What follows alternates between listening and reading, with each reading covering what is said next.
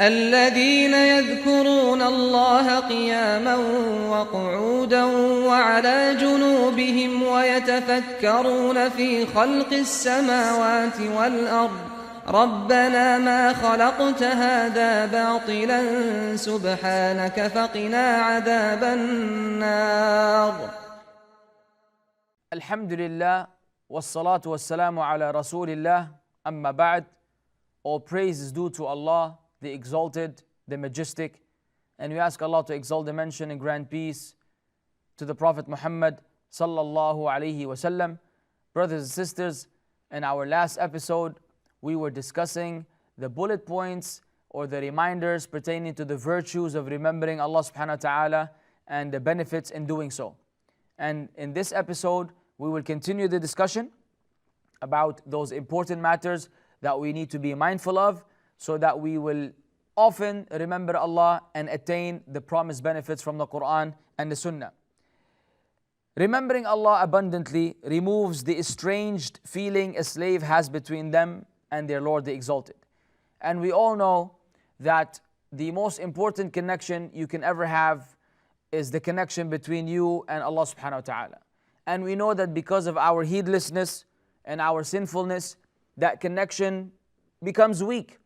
It is weakened because of our negligence and our sinfulness. And so we feel that feeling of estrangement, that a person is not really connected with their Lord. They don't feel that state of khushu' in the salah. They're not mindful of Allah. How does one fix that? By remembering Allah subhanahu wa ta'ala. It will remove that feeling because you are often in the state of celebrating the remembrance of Allah. This is one of the most important benefits of remembering Allah, because we cannot afford to be distant from Allah. How can we be distant from the one whom we will be meeting very soon? Any one of us will be meeting Allah upon his death. And so that is around the corner. That is around the corner. If we are distant from Allah now, then how do we expect to be near Him and close to Him when we pass away? How do we fix that? We remember Allah subhanahu wa ta'ala abundantly. It brings about blessings and drives away hardships. No blessing has been brought about and no hardship has been driven away with anything greater than that. The greatest means for you to bring about a blessing from Allah and remove hardship is by remembering Allah subhanahu wa ta'ala. It is safety from the regret on the day of judgment. If a person wants to avoid being regretful on Yawm al-Qiyamah, then they should be among those who remember Allah subhanahu wa ta'ala abundantly. It is the easiest of worships, but of the loftiest and most virtuous. And that is amazing. The easiest act of worship is remembering Allah, yet the greatest in reward. And so tell me if there's a more merciful, more gracious, more loving God than Allah subhanahu wa ta'ala. If you look at the descriptions of any other faith that try to speak about their God, you will find that there are so many deficiencies. And whenever they want to attribute love, they make the love unconditional, so that everyone gets a share of the love, even though they believe also in the hellfire, which is contradictory. But from an Islamic point of view, we have the most beautiful and accurate, because it's revealed by Allah, understanding of Allah subhanahu wa ta'ala. If you want to know the mercy of Allah and the love of Allah, yes, for this creation, the fact that He made the easiest act of worship the most rewarding. How else can we be appreciative to Allah subhanahu wa ta'ala? How do we thank Allah for this blessing? By remembering Allah. When you say Alhamdulillah, Alhamdulillah for this, then you have just remembered Allah, and everything I've been mentioning throughout these episodes will be applicable to you. This is the beauty of Islam, and this is the beauty of our relationship with Allah subhanahu wa ta'ala. Constant remembrance of the Lord, the Exalted, necessitates safety from even forgetting Him, which is the cause behind a slave's misery. Obviously, anyone who forgets Allah, then he's off the straight path. The path, as-siratul mustaqim, which leads to Allah, requires constant remembrance of Allah. The one who doesn't remember Allah has strayed away from the path. And if we stray away from the path that will take us to paradise, then we will be winding up somewhere else. and that is definitely not a destination that any one of us wants to visit. There is no other action that similarly fills all times and situations. Sometimes you want to pray, but you can't always pray on the go.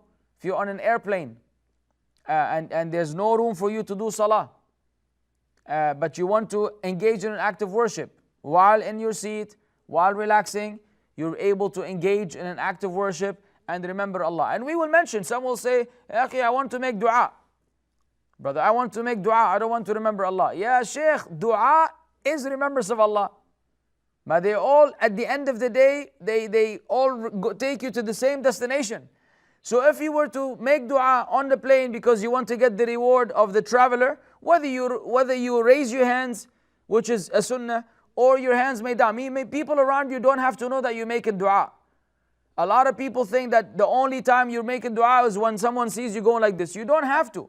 You could be making dua by just moving your lips to yourself, and the people have no idea what you're humming about.